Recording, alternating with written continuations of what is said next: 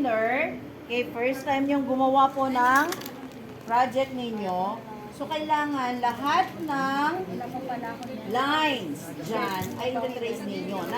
Not all pala. Not all. Not all. Okay. So, ito po yung tracing paper ninyo. Kasi yung carbon paper, hindi na po makita dyan kasi dark. Tama? May puting ganyan eh. Okay, so you should need to use a tracing paper. Kaso mabilis na ako. Okay, so pwedeng dilaw, pwedeng white. Na white. Okay, white. As parang yung ano. Para mas kita po. Oo. Okay. So, sa pagtitrace, nakikinig. Okay. Sa pag-trace po, part by part ang unahin po natin, no? So for example, I'm going to start with the lower part. Read up si Marl. Maingay itong mga SD natin. Okay, part by part, no? So isang pasada lang, dalawang part na. Kasi ang lagyan nyo po ng trace dyan ay itong ibabaw at saka yung sa ilalim. Okay. Hindi sa gitna, sa pagitan. Bakit? Hindi sa pagitan. Right side po yun, no? At ang pagtatahian ninyo ay sa wrong side. Okay. Sa wrong side kayo mag-stitch. Yan na po yung magiging guide ninyo. Okay? So, lalagay po natin ito and then you just fold it. Okay, tanggalin po muna itong part na to. Asan ang pin cushion? Walang pin cushion. Ang walang pin cushion, minus. Sasampay ko na lang yung tail. Kasi Okay. naglabaan. So, insert, ilagay sa ilalim, fold, Hindi ko doon maglabaan. fold. See to it na abot po dito, ha? Okay? And then trace. So, ang tracing wheel, ito po, ang index finger ninyo, pointing finger pala.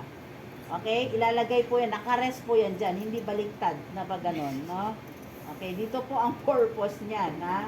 Okay, pero pag halimbawa yung bilog, yung isang ganon lang, yung mumurahin lang din na ano, gumigewang yun.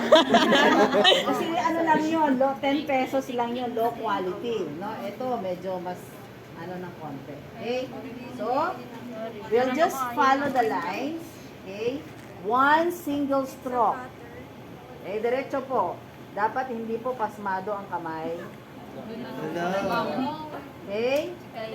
So, you're going to guide your tracing po, no? Hindi po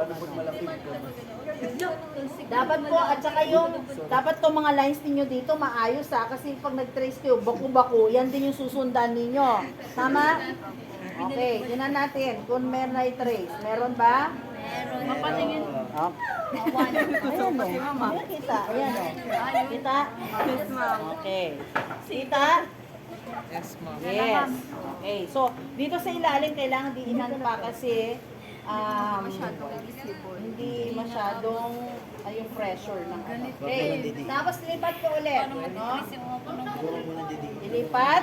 Pag naglipat, ito, ibalik natin ulit yung tinanggal natin dito. Tama?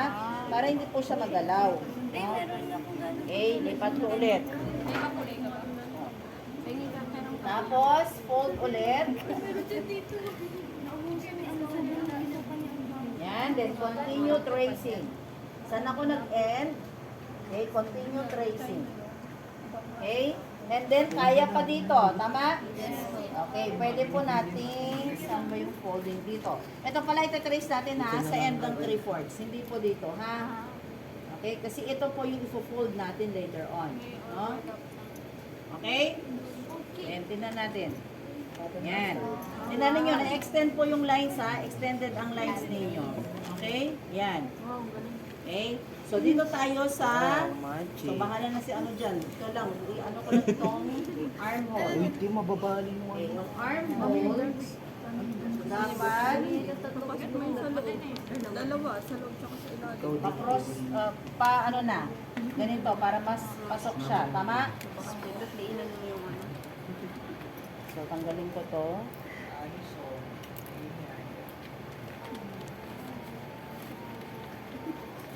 Yan. Okay? And then, trace. kung saan yung, wag nyo dire-diretso ng ganun. Wala naman na nakalagay dyan. Sayang yung oras. Walang marka doon, no? Okay? Then next, dito kayo sa Ay, side. sorry. So, dapat dito po ang ano niyan.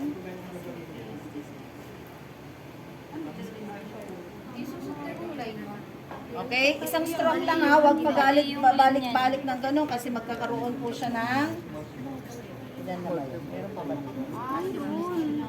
Kala ko multiply eh. Meron kay Yan. Tignan natin. O, meron na bang mark? Yes. Okay, dito, meron. Yan. Okay? So, ganun po yung pag-trace. Hanggang po matapos nyo po lahat yan, ha? Dito pa, dito yan, hanggang dito. Tapos itong side, and then the darts. Okay? Now, ang darts ninyo, hindi nyo kasi ma-fold ito. Tama? Opo. So, maglagay kayo ng isang buo dito sa ibabaw. Isang buo. At saka isang buo sa ilalim. Dito ka mag-create sa Okay, labas. naintindihan po. Okay. So, dapat po markahan po yung end-to-end ng inyong dart. And then this one. Okay, ngayon, paano kapag wala po akong tracing wheel and carbon paper? Pwede ba ako makapag-trace? Ha? Roller, just there. Okay, pwede rin yun, dermatograph and the ruler or yung mga drafting tools ninyo. So, yun na po yung ginagawa ng ibang mga mananahi. Hindi sila gumagamit na ng ganito. No? Okay, marka-marka. And, yung technique nila, pag-expert na sila ha, pero hindi pa po pwede sa inyo. No? Okay, hindi na sila nagmamark. Alam na nila kung ilang allowance nilagay nila doon. Tapos, habang nananahi sila, meron silang guide. Okay?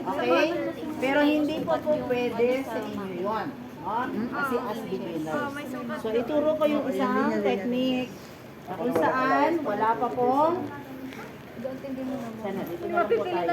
Pwede matahi siya sa akin. Kaya ko gawin ko. Pag may marks na yan, di ba? Okay, dito tayo. For example, this part. May lalaki sir. Okay, hip curve to, tama? Okay. Iangat ko to. Iangat ko to, mark. And then, sa ilalim pa. Okay, tingnan natin. Kayo nung sa PB. Meron ba? Sa second. Meron ba? Very traditional lang. Okay, yun nga lang. Dapat malinis po yung lamesa natin after na ano. Kasi kung alam ba, orange yung ginamit ko. Marami ng orange na nakasulat dyan. No? Okay, tapos, dito naman sa taas.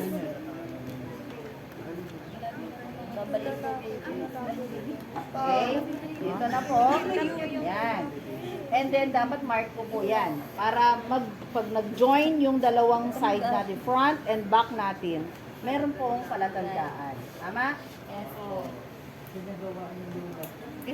Yes. Mga technique ng mga lola natin yan. No? Okay, ganun. Yun nga lang, pagdating sa armhole, okay, unti-unti lang po yan.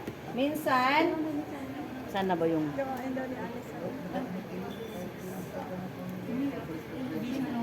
Hindi siya maano kasi merong... Dapat yung nasa loob yung French curve talaga. Or... Hindi siya nagbasa, syempre. Daliri. No. Pwede rin to. Part by part. Okay. So, angat mo.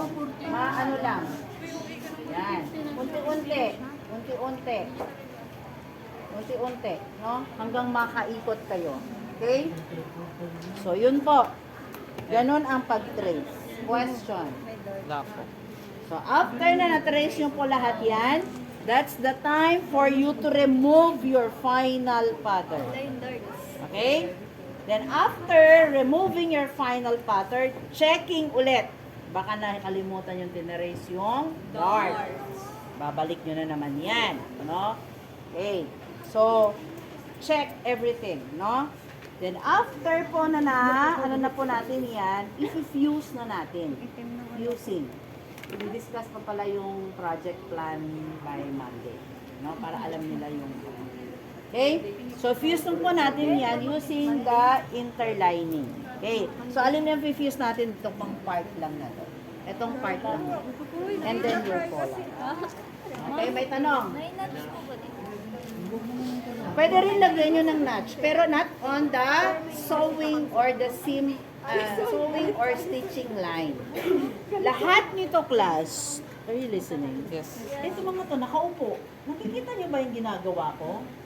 Ba't nakaupo kayo? Dapat dito kayo. Nakikita nyo, hindi nyo nakikita dyan. Yung likod ko nakikita dyan. Okay. Lahat po nito, anong tawag dito sa lines na ito? Ha? Okay, that is your stitching lines or sewing lines, no? Sewing lines, lahat ng lines ninyo dyan. Kaya meron po kayong linya dyan para pag nanahi kayo, may guide kayo, no? Imagine, wala yung mga linya dyan, hindi manghuhula lang ang gagawin ninyo, no? Okay, not like yung mga mananahi na expert na, alam na nila yan, tansyado na nila yan. No? Kahit din sila linya diyan, no? Okay, so as beginners, you need to have your lines. Okay? And then, anong tawag po dito? Yan, that's your seam allowance. No? Seam allowances. Okay? Without the seam allowances, hindi po kayo makatahi. Understood? Pag tinahi nyo dyan, cutting line nyo, tinahi nyo dyan, edi butas. No? Hindi rin po So, anong gagawin ninyo? Mag-move kayo ulit. Para may, kayo, sisikip na po. No? Okay, so, that's how we're going to transfer your lines. Question.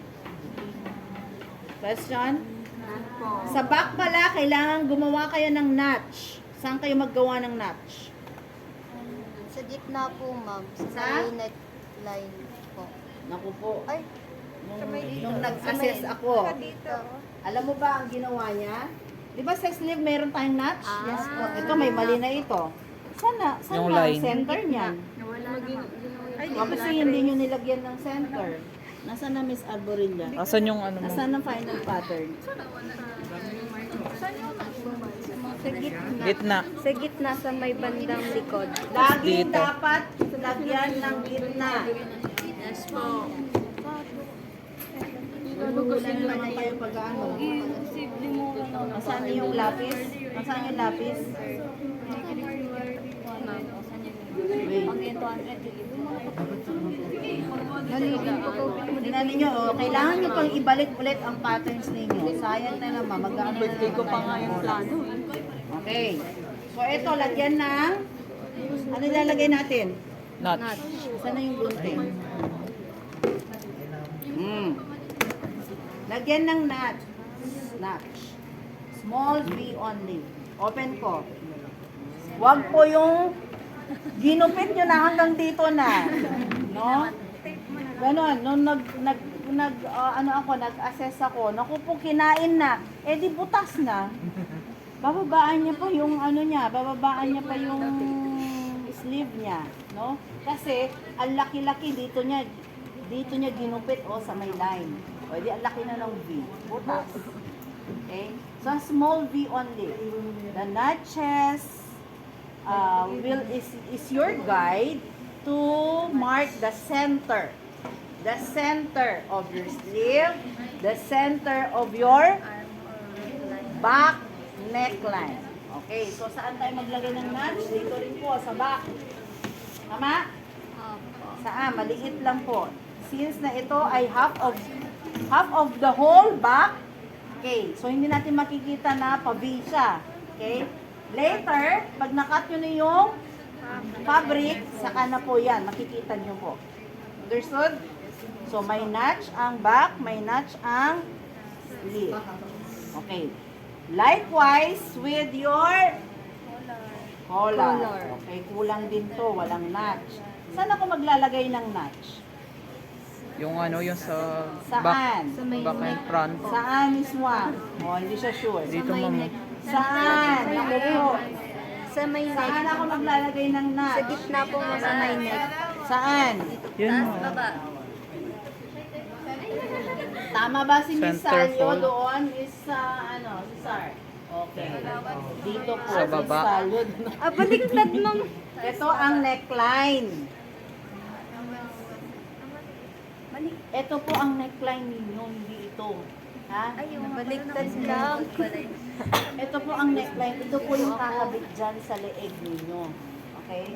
So, pag inano niyo na po yan, pag tinahin niyo na po yan, ito yung neckline ninyo. Ito yung style line. No? Yung labas. Yan yung pino-fold natin ng ganon. Tapos, ito po yung... Nakakonect sa ano. Oh, ganyan na po ang collar po ninyo, no? Okay? Yan na po yung collar ninyo, no? So, wag kayong mag-notch sa dito kasi ito po yung style line, yan yung labas ng collar ninyo. Ito po yung neckline ninyo kung saan May kayo butas. naglagay ng allowance ninyo, yan yung neckline. Kaya nga 3/8 po yan kasi 3/8 po yung nilagay natin dito sa back. Okay? Dapat lahat ng parts ng garment na magkaka-connect parehas ng seam allowances. Okay? Parehas ng seam allowances. Kasi later on, kapag hindi kayo nag-mark, tapos pinagpantay ninyo, 3/4 hindi pala sila pantay ng allowances, there will be discrepancy. Okay? Oh, question pa. Any question? Any question? Para siyang ano. Diyan. Okay, Kapag and then nakatuwat. ano Diyan. Last. Kapag nakatuwat yung camera, nagpapak. Ito po yung ikakabit. Ito po yung Yan ang kapag outer na wait ng lang. collar. Baka baliktad po mamaya. Pero hindi naman yan kasi center fold na to, di ba? Not like kapag yung meron pa tayong allowance dito, nababaliktad ang collar ninyo, di ba? Okay, so wala nang yan, wala nang malilito. Wala nang malilito dyan. Okay, ano pa? Any question? So ready na kayo mag-cut ng fabric ninyo. Ano oras na? 11:17. Okay, so Monday, may ha? Wala daw pasok. Need na nakakat? Hindi. Monday, magdi-discuss muna. No? May discussion tayo. Okay? So, mag-online na tayo ng Monday. Ma'am! GA. GA. Okay, sige. Mayroon kayong Sa Line ba kayo, ma'am? Di, excuse yung kasi may GA. Ay, wait lang. Meron kayong face-to-face kay Ma'am Paula? GA po ng coaster po, Hindi, ma'am. ano oras ang GA mo? 9 a.m. to 12 p.m. po, ma'am. Ay, Tapos sa hapon. May events po yung Teacher's Day. sinabi, hindi na na-surprise.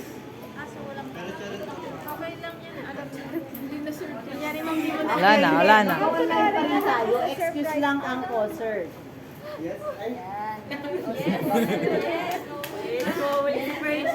Online pa rin tayo. Tapos Tuesday na tayo magkakat. Okay, sige.